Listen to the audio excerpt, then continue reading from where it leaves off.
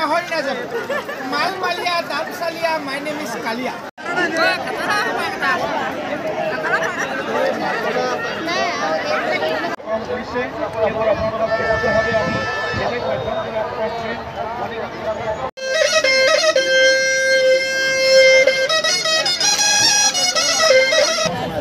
শ্ৰীমন্ত শংকৰদেৱ সংঘ বাৰ্ষিক অধিৱেশন মৌবন্ধা এৰালতলী পথাৰ যোৰহাটত আহি উপস্থিত হৈছোঁ। বৈষ্ণৱ পণ্ডিত সোণাৰাম চুতীয়া আট্টাক্ষেত্ৰ সুন্দৰভাৱে সজাই পৰাই তুলিছে আৰু ভকতসকলে আহি ভিৰ কৰিছেহি, মানে অসংখ্য লক্ষ লক্ষ ভকতে আহি ভিৰ কৰিছেহি। এয়া মূল গেটৰ ভিতৰেদি আমি সোমাই গৈছোঁ। প্ৰথমতে নামঘৰত এভাগি সেৱা জনাই লওঁ। নামঘৰত ইতিমধ্যে ভাগৱত ব্যাখ্যা হৈ আছে। গম পোৱা মতে প্ৰায় 80জনৰো অধিক ব্যাখ্যাকাৰ আহি গোট খাইছে। গতিকে খুব এটা সুন্দৰ পৰিৱেশ সৃষ্টি হৈছে হৰি মন্দিৰত। গতিকে সেৱাভাগ জনাই লওঁ। এয়া ভকতসকল থাকিবৰ কাৰণে শিবিৰৰ ব্যৱস্থা কৰিছে। চাওকচোন কি ধুনীয়াকৈ সুন্দৰভাৱে তেওঁলোকে শিবিৰবিলাক বনাইছে। নৰাৰে চাইছে, ওপৰত ত্ৰিপাল লগাইছে, নৰাৰে চাইছে। গতিকে চাৰিও চাইডে শিবিৰ, অকল শিবিৰ। অসমৰ যিমানটা মহকুমা প্ৰায়বিলাক মহকুমাৰে এটা এটা শিবিৰ, মানে প্ৰতিখন জিলাৰে এটা এটা শিবিৰ। সংঘৰ কিছুমান জিলা এখন জিলাতে দুখন হৈ আছে, ধৰি লওক নাজিৰা, শিৱসাগৰ, তেনেকৈ আৰু মানে দুখন আছে মহকুমা ৰাইজত।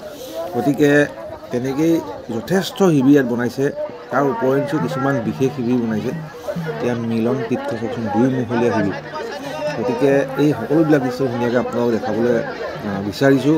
চাৰিও চাইডে চাওক মানুহেই মানুহ। আজি 3য় দিন।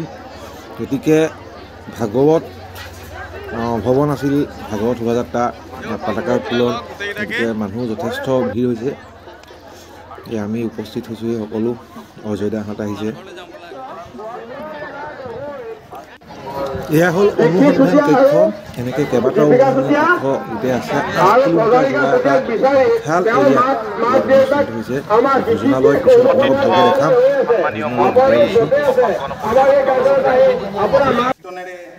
এয়া মূল মণ্ডপ। চাওকচোন কিমান ভকত বহি আছে মূল মণ্ডপত মিটিং শুনিবৰ কাৰণে। বৈকুণ্ঠপুৰীত পৰিণত হৈছে। মই কালিও আহিছিলোঁ। বিশালকায় এটা ষ্টেজ, মূল মঞ্চ, বিশাল মূল মঞ্চ। মণ্ডপত ধুনীয়াকৈ বহি আছে ভকতসকলে, ভাষণ দি আছে। পদাধিকাৰ বাপৰ নেতৃত্বত শোভাযাত্ৰা ওলাল।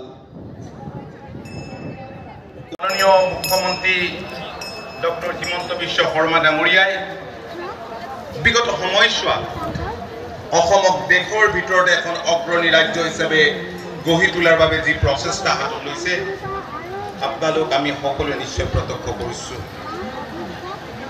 শ্ৰীমন্ত শংকৰদেৱ সংঘৰ এই 94 সংখ্যক বাৰ্ষিক অধিৱেশনলৈ মুখ্যমন্ত্ৰী ডাঙৰীয়া, মাননীয় মুখ্যমন্ত্ৰীগৰাকী অহাৰ কথা আছিল যদিও শ্ৰীমন্ত শংকৰদেৱ সংঘই জনসাধাৰণক মহাপুৰুষগৰাকী ভক্তি আন্দোলনৰ দৰ্শন আৰু সংস্কৃতিৰ মহামন্ত্ৰ উদ্যুক্ত কৰি এখন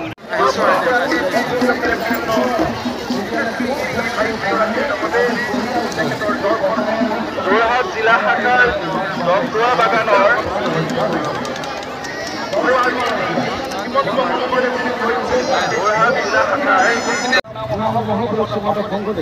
শংকৰদেৱৰ ব্যক্তিত্ব আৰু প্ৰতিভাৰ যি উচ্চতা, তাৰ কাষত থিয় কৰাব পৰাকৈ কোনো নাম মানৱ জাতি ইতিহাসত আজিলৈকে পোৱা যায়।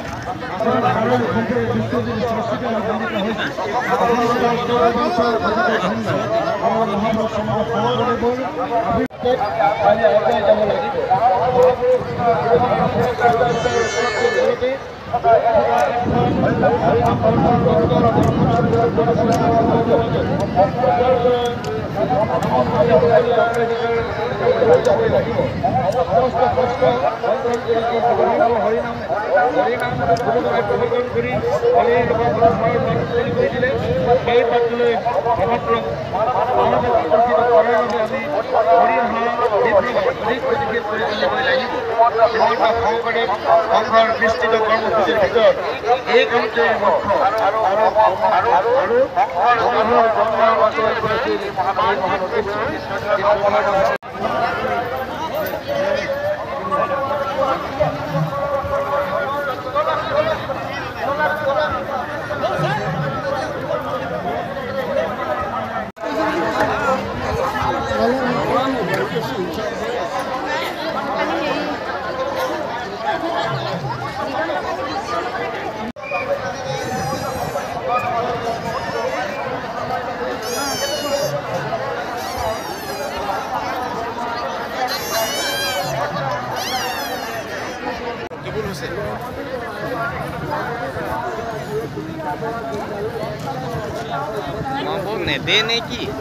সত্যমেৱ জয়তে।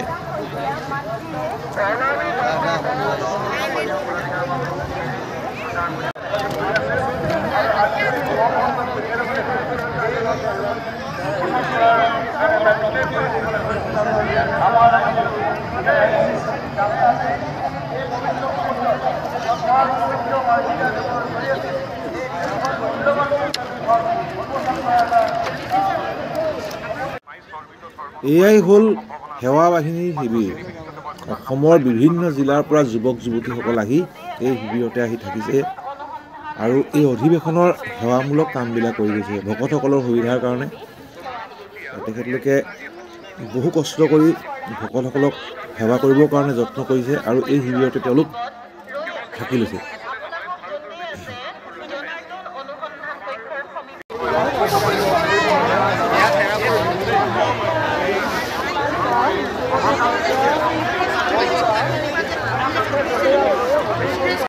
এয়া হ'ল চক্ৰবেহু। মই আহি চক্ৰবেহুৰ ভিতৰত এতিয়া সোমাম। চক্ৰবেহুত বহু মানুহ সোমাইছে আৰু তেওঁলোকৰ ৰাস্তা ভুল হৈছে, ওলাবই পৰা নাই। গতিকে চক্ৰবেহুৰ মাজে মাজে এতিয়া সোমাবলৈ যত্ন কৰিম। বিভিন্ন ভকতসকলে ৰাস্তা বিচাৰি নাপাই ঘূৰি ফুৰিছে চক্ৰবেহুৰ মাজতে, গতিকে তাৰ দৃশ্য আপোনালোকক দেখাওঁ। বলক চক্ৰবেহুৰ ভিতৰত সোমাই যাওঁ।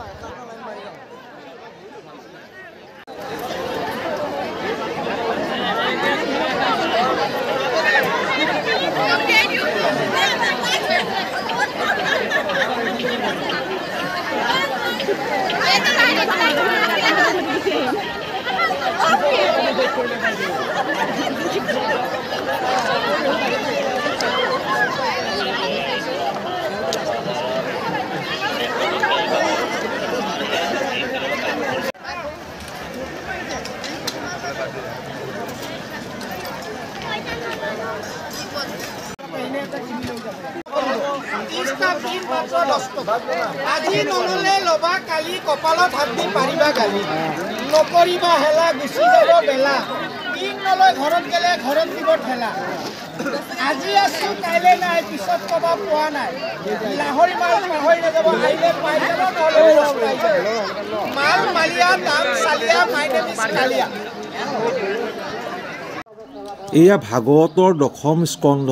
মাজুলীৰ এজন ভকতে তেখেতে নিজে হাতেৰে বৈ আপোনালোকক দেখুৱাবৰ কাৰণে যত্ন কৰিছে, আমাক দেখুৱাবৰ কাৰণে যত্ন কৰিছে।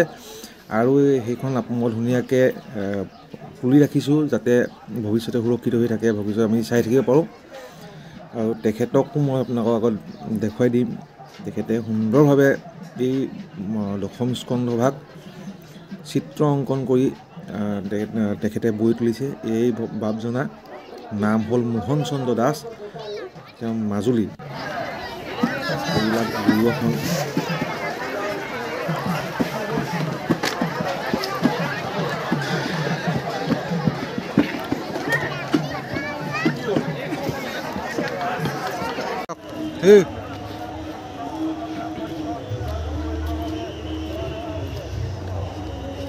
ইয়াতকৈ ধুনীয়া উঠিব নালাগে আৰু।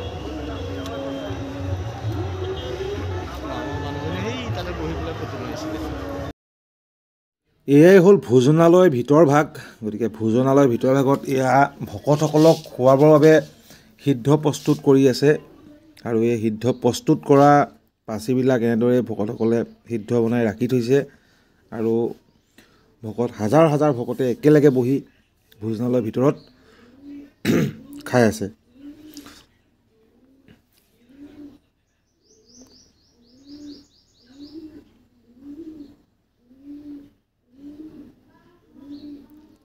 কিমান চৌকা, বহু চৌকা একেলগে ভকতসকলে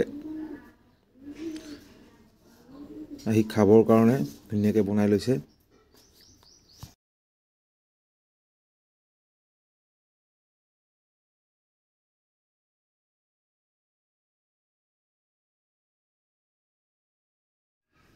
এয়া ভাজিও বনাই হৈ গৈছে ইতিমধ্যে। ভাজি, সিদ্ধ, দাইল সকলোবিলাক সুন্দৰভাৱে তেওঁলোকে বনাইছে। এয়া চাওক, সিদ্ধ আনি পিনি এইবিলাক জেগাতে ৰাখে আৰু এইখন বেলচাই ধুনীয়াকৈ ঠেলাত ভৰাই, এইখন ঠেলা দেখিছে, এই ঠেলাই গৈ পিনি ভকতসকলক আপ্যায়নৰ কাৰণে ব্যৱস্থা কৰে। সেয়া ভকত বহি আছে চাওক ছাইডৰ ঘৰবিলাকত। গতিকে খুব এটা চাবলগীয়া এটা দৃশ্য, সুন্দৰ দৃশ্য।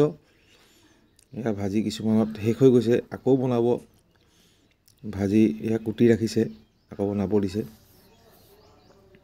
এইকেইখন বিশাল কেৰাহী, 1000 লিটাৰৰ এখন কেৰাহী।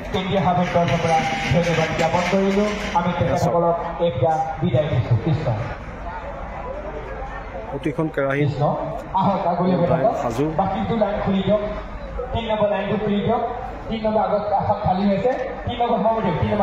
ৰান্ধনি ইতিমধ্যে সকলো সাজু কৰি ৰাখিছে। আমাৰ কলীয়া